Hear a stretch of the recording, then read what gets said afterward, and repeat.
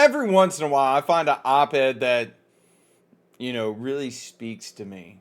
And this one really spoke to me. It's by Game Informer of all places. So let's check this out and let's talk about it. Let's go. This op-ed obviously is going to be about collecting cards, battle passes, and being unable to enjoy anything anymore. That's just basically what the world of gaming has come into. All the battle passes, all the microtransactions, everything being based, a time-based release basically, and the FOMO that they try to get you with to buy these things. So before we really dive into my thoughts on that, let's get into this article and we'll discuss as we go. He goes, I can't take it anymore. Why does everything need a battle pass? Why does new card sets drop every month? Why am I constantly bombarded with reminders that my hobbies have time constraints? Bro, it's all about that almighty dollar. I'm always told that I must move quickly if I want to finish the latest Fortnite or Call of Duty Black Ops 6 Battle Pass, complete the Pokemon TCG set, or find the lightning card I have desperately wanted from Magic the Gathering, Final Fantasy collaboration before Wizard of the Coast move on to the next big collaboration, which I believe is supposed to be like Spider-Man or something. But all seriousness, thank God I don't have, they didn't hook me with Call of Duty anymore. I'm still hooked on the Fortnite Battle Pass. The Pokemon TCG card sets, they're hard to come by, so I've kind of moved on from them for right now. And the Magic the Gathering Final Fantasy collab, that got stupid expensive just like that. Like, it was just like no time. They dropped it, and next thing you know, it was going for like $1,000 a booster pack. It's insane. Those goddamn Chocobo Gold cards. That sentence is only half as exhausting as my hobbies have become. And I think a lot of that is because gaming companies want to run live services and basically make it into a second or potentially a third job if you're making content like me. Perhaps I haven't been paying attention, but it feels like all my hobbies are constantly telling me that time is a finite resource and I don't have enough of it. Oh, I completely agree. Time is the most valuable thing that I have, that you have, that, the person behind you potentially watching TV in the background has. Time is one of those things that we can give up and never get any of it back. And that's the sad part. So don't waste your, like, I can't remember what show it was, and the main character goes, if anybody's going to waste my time, it's going to be me. And that's basically what I live by. Like, if anybody's going to waste my time, it's going to be me. Anyways, never mind the frustrating ads that pop up every time I boot into Fortnite or Call of Duty, reminding me that the season ends in XX days, and I will miss out on this skin and that cosmetic if I don't finish it in time. I feel like those ads aren't just in games. Those ads are on the Game Informer website. They're on Facebook. They're on Instagram. They're on TikTok. Dude, TikTok's gotten the worst as recently. That it's, buy it now. You can buy this for $10. We'll save you 90%. And then charge you that 90% rate back in, basically the fees it costs to ship it. But the thing of it is like ads have gotten way out of control to the point where you install ad blocker, guess what? They block you from looking at the content that you're trying to read or whatever. Anyways, the passage of time and the way companies move from one thing to the next is a reality check that my hobbies, despite how much I love them, are powered by capitalistic intents with sites aimed directly at my wallet.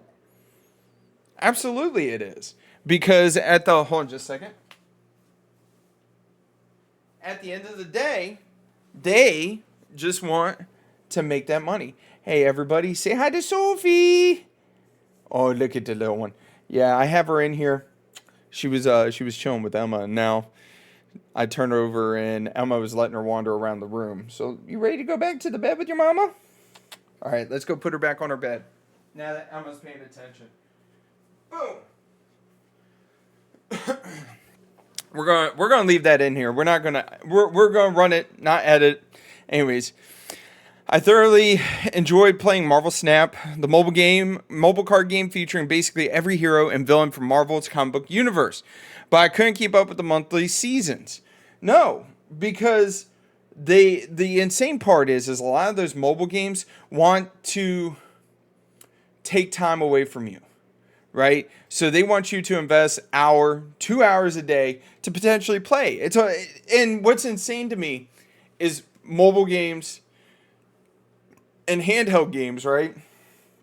The way it used to be is they wanted each level to be, less than 10 minutes.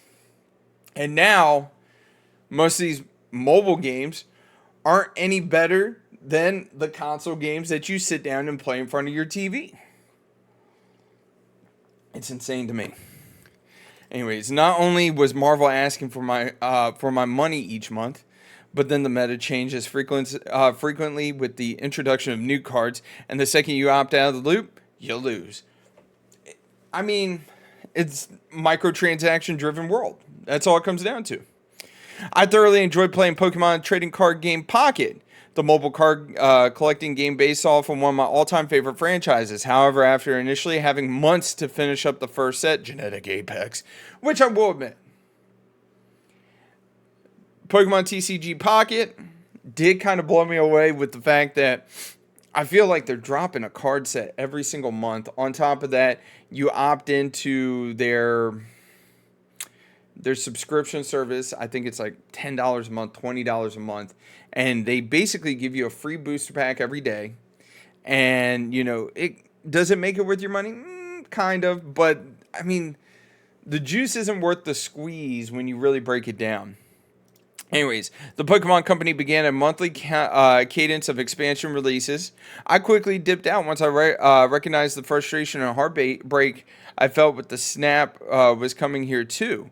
Sure, you can still collect previous expansions, but sticking to an older expansion while a new one is spotlighted means you'll never catch up. Like Snap, the meta's everything in Pocket. So I deleted the game from my phone.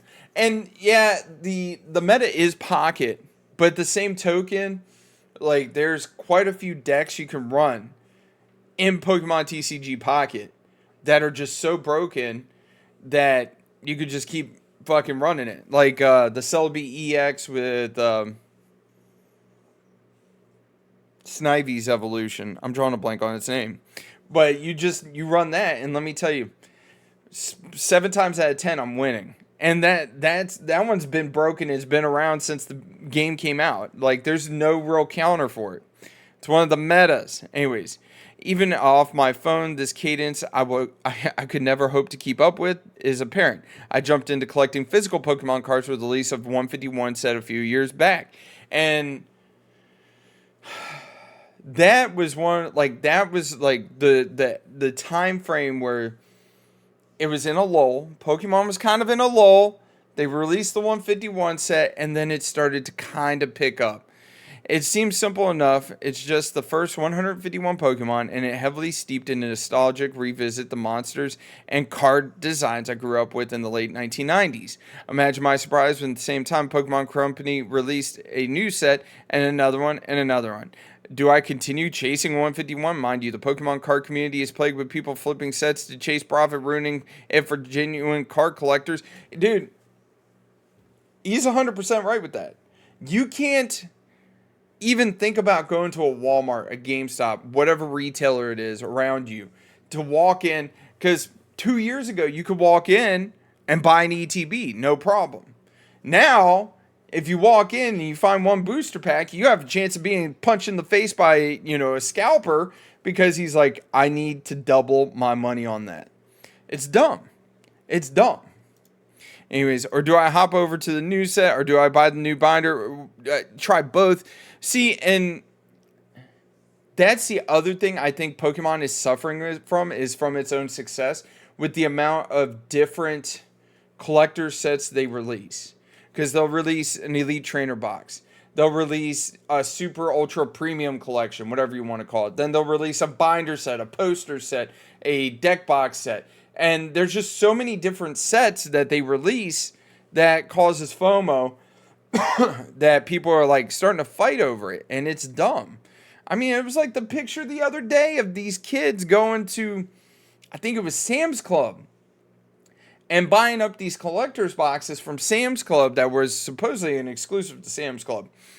And what they were doing was you were allowed 2 per membership. So they were buying memberships, buying the 2, refunding the membership, getting a membership, buying 2, refunding the membership. They basically found the infinite Pokemon card glitch and cleared out and then like Sam's Clubs and whatever area they were in. I think it was somewhere in SoCal, and I was reading about it. And it's just one of those things, like people do greedy things if they think they can make money on it. Another example of that, GameStop. Dude, GameStop was like, I walked into GameStop to buy some booster packs because surprisingly, they actually had some booster packs this one time. And they turned around and they're like, max 2. Me personally, if I'm buying loose booster packs, I'm not getting more than 5. If I'm buying an Elite Trainer box, I'm only buying 1. If there's a collection set out, I'm usually only buying 1. I don't go above and beyond because I want to leave some for the kids or the other collectors around me. And I was at this GameStop, and this is the same GameStop that has a Funko Pop problem, right? And that is one of the workers there, she buys up every chase, every limited pop. Like if it's limited and she can flip it, she buys it and she flips it. She doesn't collect it. So it never even hits the floor, mind you. But she can't do that with Pokemon. But she was explaining to me, because I was standing in line, I saw there were some booster bundles. If you guys don't know, booster bundles, 6 freaking booster packs. And what's sad was September of last year, these booster bundles were selling for $27 for 6 booster packs. And now, in order to get your hands on them over at GameStop, you're looking at $40 for the same thing that was selling last year for $27. They increased the price to, do away with scalpers. And no, all it did was just draw more scalpers in because you got people like me that's like, fuck that. Like, why did the price go up? It's not like Pokemon Company increased the MSRP on booster packs, booster bundles, or any of that other stuff. Another example of that, GameStop increased the price of their ETBs from $50 to $70, I think it is. Anyways, back to the story. This GameStop that is like near my apartment is so, I wouldn't say corrupt, but they don't run it right. Where like I walk in, I'm like, hey, you got Pokemon cards? They're like, yeah, 1. Okay, like don't come at me like that. But yet they'll let their own employees, scalp the entire stock of Funko Pops and scalp a little bit of the Pokemon cards. But back to the Pokemon cards.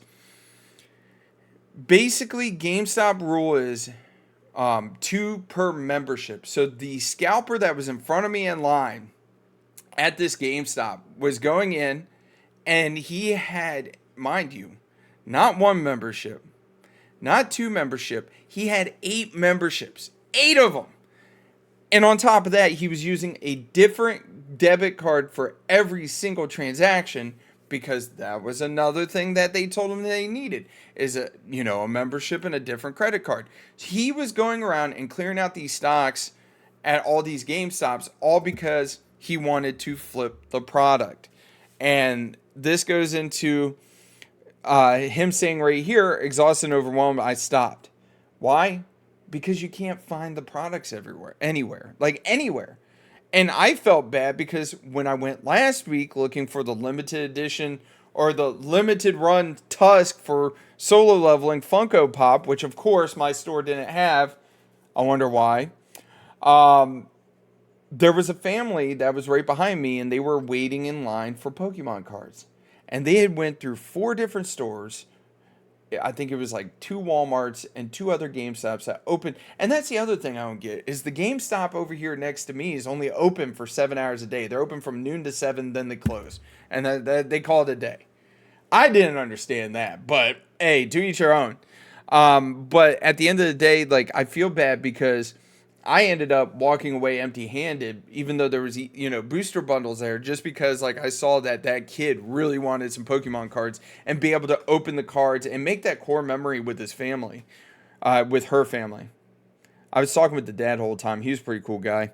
Anyways, I haven't played Fortnite in months, save for the occasional match with my nephew when he needs my help completing a quest because it brings himself to commit to completing the battle pass in time. Wesley, you can't just play the game and ignore the battle pass. I mean, right here he says, Wesley, you could just play the game and ignore the battle pass. But the problem is, like he said earlier, it's the amount of in your face, buy it now. Here's a commercial for the season where they're like, you need to get this. Anyways, have you played Fortnite? The entire experience is built around that dang battle pass, the XP system, the collaborations, the in-game items, and location. It all funnels back into, whoa, you should really purchase and complete this battle pass. You don't want to be a loser without this Power Ranger skin, do you? I'll admit it, for years, the FOMO, fear of missing out, for those of you who don't know, kept me coming back to complete every single battle pass, even when I cared little for level 100 cosmetics waiting for me at the end of it.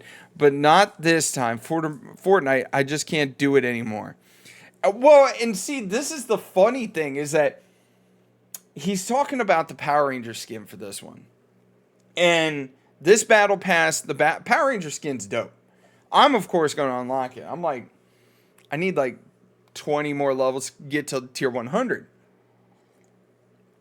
But what he's neglecting to bring up is the fact that you got the Megazord as the secret skin. That's the other thing I hate that Fortnite did, is they're revealing the secret skin right from the rip, right? But you go into the bonus skins, the bonus tiers, right? And in these bonus tiers, guess what the very last one is? It is a black and gold Megazord. And it's like, God damn it. I thought it was bad enough that you had to get to level 100. Now, Fortnite's like, we got you. You got to get to level 200 to unlock that. Because that's the caveat, is to complete all the extra skins, you got to get to level 200. The same goes for Call of Duty Black Ops 6, though. I hopped off that train far sooner than Fortnite. Personally, I couldn't get into the the Call of Duty battle passes. So of course now, I've never played Magic the Gathering, but I spent nearly $400 collecting cards from its Final Fantasy set that launched earlier this year. I adore Final Fantasy. See, this part so we're kind of jumping around. I think this part should have been up here where he was talking about collecting physical Pokemon cards and then closed out with the Battle Pass stuff. Anyways, I adore Final Fantasy. It's one of my all-time favorite game series. There's multiple Final Fantasy 13 cards. And it's funny, I kind of critique him on that, but yeah, I'm bouncing all over the place as well. Anyways, with how many of my colleagues who play Magic I have known for years, that it was only a matter of time before I jumped in, and the Final Fantasy collaboration was my moment. I collected so many cards, waited in line at various stores before they opened to purchase the bundles, and I am slowly teaching myself how to play the game. Truth be told, like, Magic the Gathering has mobile versions of the game that teaches you how to play the game, and they're actually very well thought out. I was excited to visit my local card shop and play against other people using Final Fantasy cards.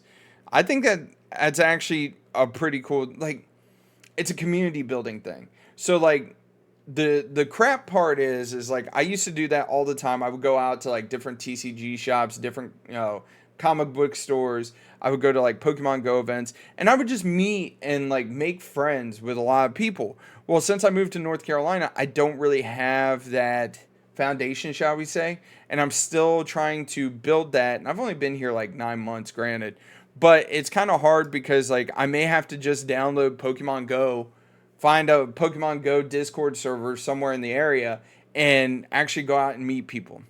Anyways, although Wizard of the Coast have released the Edge of Eternity's an original set, and Spider-Man and Avatar The Last Airbender cards are coming soon, which I think Spider-Man 1 is the next one. Yes, you can absolutely still play Magic and enjoy my Final Fantasy decks, but assuming I get as hooked as I think I will on Magic the Gathering, I really going to start collecting Spider-Man cards and then Avatar cards soon, while catching up on the Edge of Eternities, which I have ignored while trying to collect Final Fantasy cards. No. Well, this is the thing, is like the amount of crossovers that Wizards of the Coast have done, it's just kind of, I think it's kind of tainted the legacy of Magic the Gathering, right? Wizards of the Coast have now turned it into 100% a cash grab. You're going to sit down, you're going to, hey, I want to collect, Spider-Man. I want to collect Avatar. I want to collect the Doctor Who set, Final Fantasy, Assassin's Creed, what's another one? Fallout. There's just so many different sets nowadays that it just really kind of taints Magic the Gathering. Anyways, I refuse. I know where this leads. I have drawn my lines in the sand. You know what? Good for you, brother. It's simple. All right, this is his in conclusion. It's simple. I just cannot engage with the constant onslaught of releases anymore. I even get notifications from Kindle about my monthly reading achievements that I don't care about, and a coffee shop app that promises a free drink if I buy this many drinks in a week. I won't. I don't know when it happens, but every single thing I love demands more and more of my time and money, and it sucks the enjoyment out of it. I mean, a perfect example of that is I saw somebody comparing Destiny, the game Destiny, to a 9 to 5, where you had daily challenges every single day, much like Fortnite. And that a lot of these game companies want to basically make it a second job. Hey, come play our game. Hey, come do this. Hey, we want you to fill in the blank. And if you don't, well, you're going to miss out on this item. So, of course, you got a lot of people tuning in to try to really jump in and make sure that they don't miss out on, collectible item or whatever. Because a perfect example of that is Fortnite. I remember playing 102 rounds of Fall Guy to unlock a rare Fortnite skin that is only available if you do this. So I played 102 rounds of Fall Guys over a weekend because it only gave me a weekend to complete it.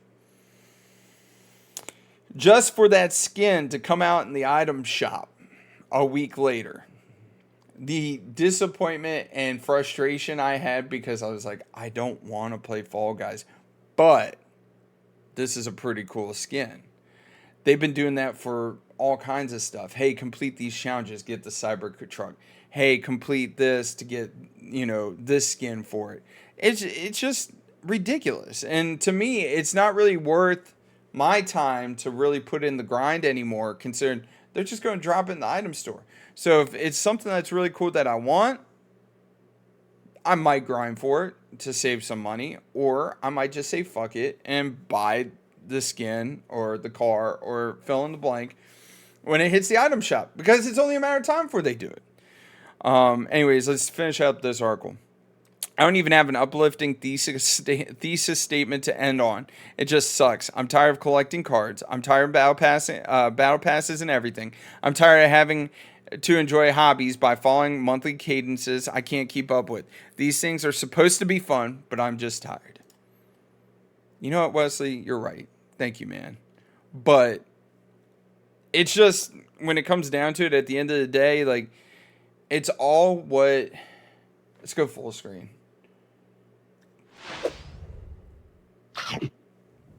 At the end of the day, I genuinely feel... I have very similar feelings as the writer for this, which is I work a 9 to 5. My hobbies are playing video games, collecting random crap, if you can't tell by the background here. And it does genuinely make it hard to keep up with sometimes, especially when, it's constant. It's a constant go, go, go, go, go. And having adult money, man, it makes it even harder. But the thing of it is at the end of the day, you just have to choose what you think is worth your time and go with it. I mean, whether it's watching me ramble for the last 25 minutes about collecting cards, battle passes, and being unable to enjoy it. Why? Because you're actually working an adult job and you got adult things to do, and you can't actually enjoy stuff.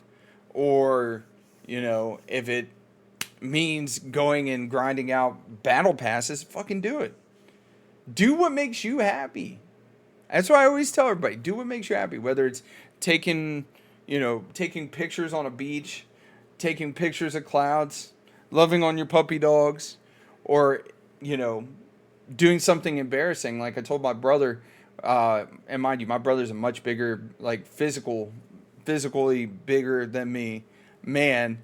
And he was lost one time and confused and was like, I don't know what I want to do with my life. And I told him, I was like, whatever you decide to do, be the best that you can be at it and do it. And invest your time and energy into becoming the best you can be. I was like, so if you want to be a fucking ballerina, be a ballerina. I'll be in the front row fucking cheering you on with my Budweisers like Stone Cold Steve Austin. That's just how I am. Anyways, y'all take it easy. Have a great, wonderful day. Leave your thoughts down in the comment section below, and I'll catch you tomorrow. Bye.